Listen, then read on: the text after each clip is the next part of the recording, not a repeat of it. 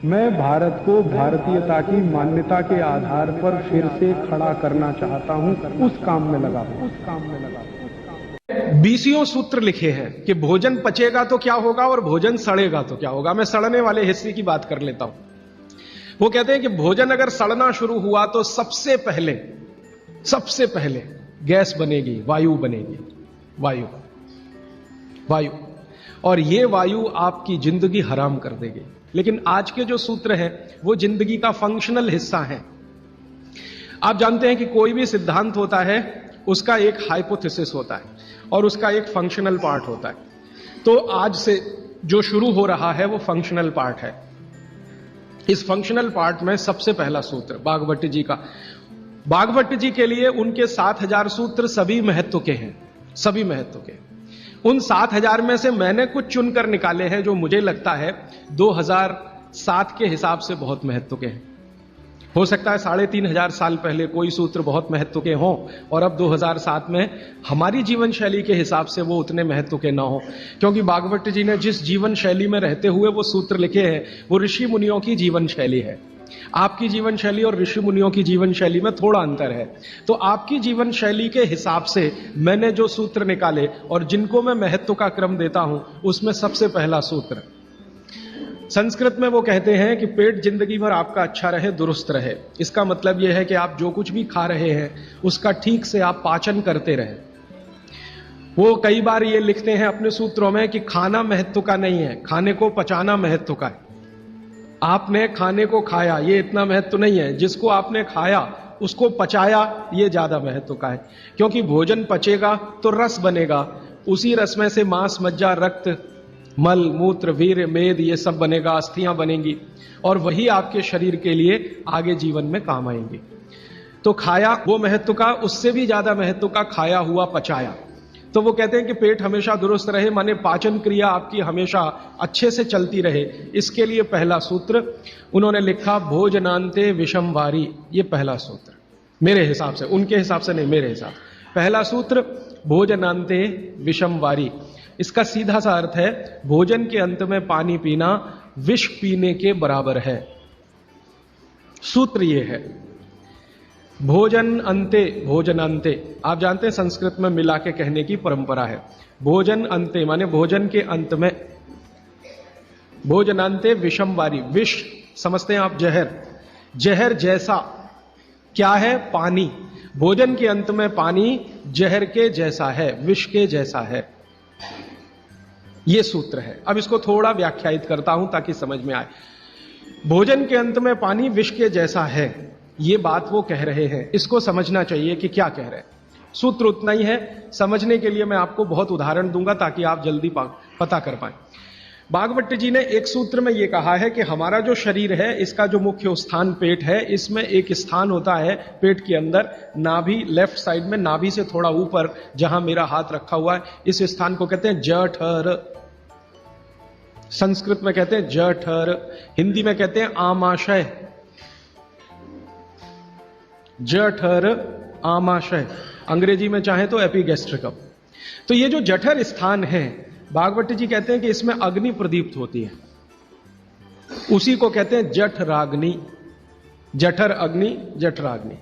तो वो कहते हैं कि जो आपका जठर स्थान है इसमें अग्नि प्रदीप्त होती है और भोजन जो कुछ भी आप करते हैं वो पहले जठर में ही जाता है, आमाशय में इकट्ठा होता है, वहां अग्नि प्रदीप्त होती है। वो अग्नि भोजन का पाचन करती है। यह है महत्व की बात। अब अग्नि प्रदीप्त हुई, आपने भोजन किया, अग्नि प्रदीप्त हुई। और बागभट्ट जी इसके लिए एक सुंदर श्लोक लिखा है, लंबा है लेकिन हिंदी में बताता हूं। वो ये कहते हैं कि खाते ही अग्नि प्रदीप्त होती है, ऐसे ही जैसे आप बिजली के स्विच को ऑन करते ही लाइट जलती है। ये ऑटोमेटिक है, अपने आप होती है। आपने रोटी का पहला टुकड़ा मुंह में डाला और जैसे ही टुकड़े को चबाना शुरू किया, लार बनना शुरू हुआ, तुरंत अग्नि प्रदीप्त हो जाती, पहले ही टुकड़े में। तो ये अग्नि प्रदीप्त हुई। अब आप जो भोजन कर रहे हैं ये इस अग्नि के प्रभाव में पचेगा। तो भोजन के पचने की क्रिया में पहले भोजन रस में बदलेगा। पहले पेस्ट बनेगा, जैसे टूथपेस्ट की कंडीशन होती है वैसा बनेगा, लुगदी जैसा। फिर उसमें से रस बनेगा, फिर रस में से सब कुछ बनेगा। तो वो कहते हैं कि आपने जैसे ही भोजन किया, अग्नि प्रदीप्त हुई। अब ये अग्नि भोजन को पचा रही है और आपने भोजन पूरा करते ही पानी पी लिया, गट गट गट गट गट गट। तो क्या हुआ? अग्नि शांत हो जाएगी। आपके रसोई गैस में चूल्हा जल रहा है गैस का, और जलते हुए चूल्हे पर पानी फेंकिए तो बुझ जाएगा। अग्नि का पानी से मेल नहीं है, दुश्मनी है। तो आपके पेट में खाना खाते ही अग्नि जल रही है। अब आपने पीछे से गिलास 2 गिलास पानी पी लिया, कोई लोग तो लोटा भर के पी लेते हैं, कई लोग तो भोजन से ज्यादा पानी पी लेते हैं। तो ये जो पानी गया, इसने अग्नि को शांत कर दिया। अब अग्नि शांत हो गई तो फिर भागवत जी कहते हैं भोजन पचेगा नहीं, वो सड़ेगा।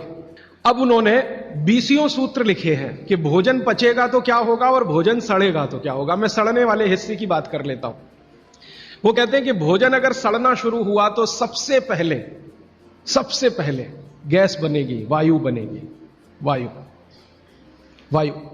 और ये वायु आपकी जिंदगी हराम कर देगी। और ये वायु की तीव्रता जब बढ़ेगी तो गले में जलन होगी, छाती में जलन होगी, पेट में जलन होगी। फिर और ज्यादा तीव्र अगर ये हो गई वायु तो ये शरीर में जाएगी, घूमेगी, क्योंकि वायु को पकड़ना मुश्किल है, जहां स्थान मिलता है वहीं जाती है। तो ये वायु पूरे शरीर में घूमेगी तो सिर घूमेगा, आपको चक्कर आएंगे, सिर में दर्द होगा, पीठ में भी दर्द हो सकता है, हृदय स्थान पे भयंकर दर्द हो सकता है। कई बार तो इतना दर्द होता है कि आपको लगेगा कि हार्ट अटैक आ गया, लेकिन वो वायु का दर्द है, हार्ट अटैक नहीं।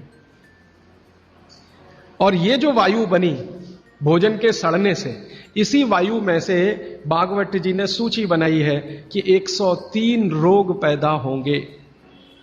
103। सबसे पहला रोग है उसमें एसिडिटी, हाइपर एसिडिटी।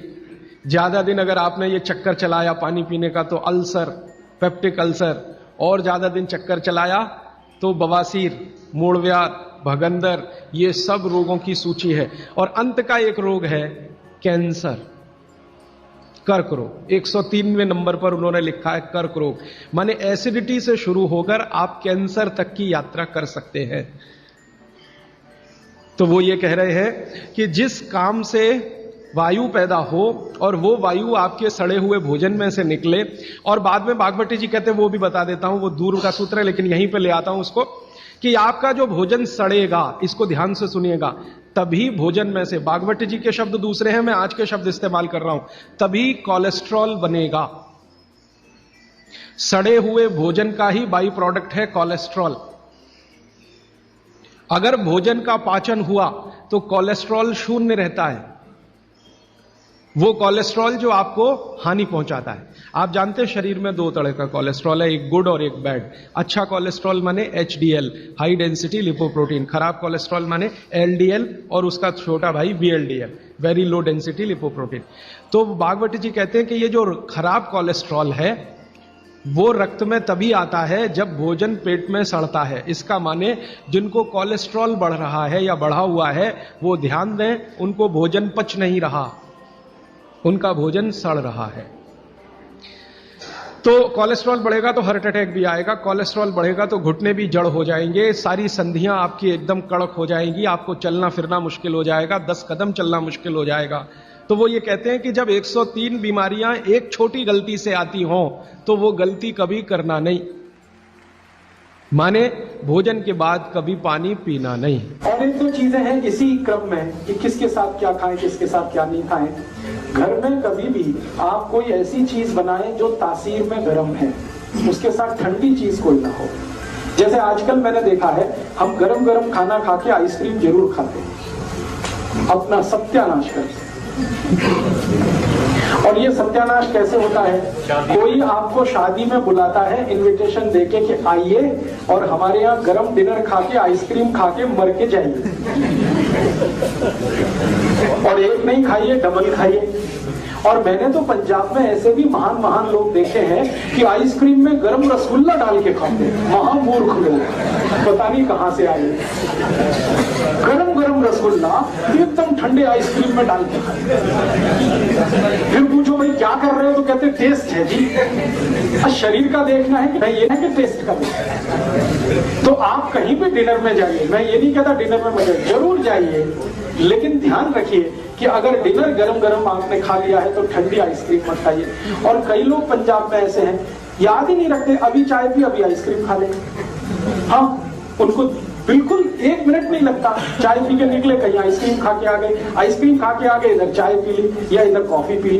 तो चाय और कॉफी दोनों गर्म है और आइसक्रीम बहुत ठंडी है, इनका कॉम्बिनेशन नहीं है, बहुत तकलीफ होती है शरीर को। कितनी देर बाद खाओ खाने को? 1 घंटा कम से कम। गर्म चीज खाने के 1 घंटे के बाद ठंडी चीज, या ठंडी चीज खाने के 1 घंटे के बाद गर्म चीज। और वैसे मैंने कल आपको सूत्र बताया था, ठंडा कुछ खाना ही नहीं है, क्योंकि आइसक्रीम तो 10 डिग्री से कम की है, वो शरीर को तकलीफ ही देने वाली है। तो आप बोलेंगे फिर आइसक्रीम को कैसे खाएं? गर्म करके खाइए। अगर आइसक्रीम खानी है तो उसको गर्म करें। मैं एक अमृतसर गया था एक बार, तो अमृतसर में एक बहुत अच्छी चीज, शायद यहाँ भी होगी, कुल्फी। ये जो कुल्फी है, इसको थोड़ा गर्म करके खा लीजिए, आइसक्रीम से बेटर है, 1000 टाइम्स बेटर है। क्यों? हाँ, रबड़ी खाइए ना, तो कुल्फी वो शायद रबड़ी की ही बनाई है। खूब दूध गर्म करके रबड़ी जैसा हो जाता, फिर कुल्फी जमाते। तो कुल्फी को थोड़ा गर्म करेंगे तो वो रबड़ी जैसा ही हो जाता, वो खाने लायक है। माइक्रोवेव में कर सकते हैं? माइक्रोवेव से अच्छा है गैस का चूल्हा। तो आप जो है रबड़ी खाइए, आइसक्रीम छोड़ दीजिए, कुल्फी पे आ जाइए और कुल्फी को हल्का गर्म करके खाइए, वो आपके लिए बहुत मुफीद है। कारण एक ही है कि आइसक्रीम में जितने केमिकल्स हैं, कुल्फी में एक भी नहीं। कुल्फी में दूध ही दूध है, वो भी अच्छे से गर्म किया हुआ है, बस उसको ज्यादा ठंडा कर दिया तो वो जम गया है। आप उसका ठंडापन निकाल के खा लीजिए, करके खा सकते हैं। हाँ। और नहीं तो एक आखिरी ऑप्शन बताता हूँ, खाना ही है आपको, तो मेरा ये कहना है कि उसको सलीके से खाइए। जैसे आप कुल्फी खा रहे हैं ना, तो उसका तरीका ये है कि पहले उसको मुंह में रखिए, थोड़ी देर कुल्फी का टुकड़ा काट के मुंह में रखिए और उसको घुमाइए, तो जो लार है वो उसको अपने आप गर्म कर देगी। जब हल्की गर्म हो जाए फिर अंदर ले जाए। ये लास्ट ऑप्शन है। जब खानी ही है तो मेरी बात तो मानिए, उसको गर्म करके खाइए। खानी ही है तो थोड़ी देर मुंह में रखिए, उसको घुमाइए, थोड़ी लार से वो गर्म हो जाएगी। दोस्तों, सबसे पहले तो चैनल सब्सक्राइब करें, फिर लाइक, कमेंट और शेयर करें। और हाँ, हमारा एंड्रॉयड ऐप डाउनलोड करना ना भूलें।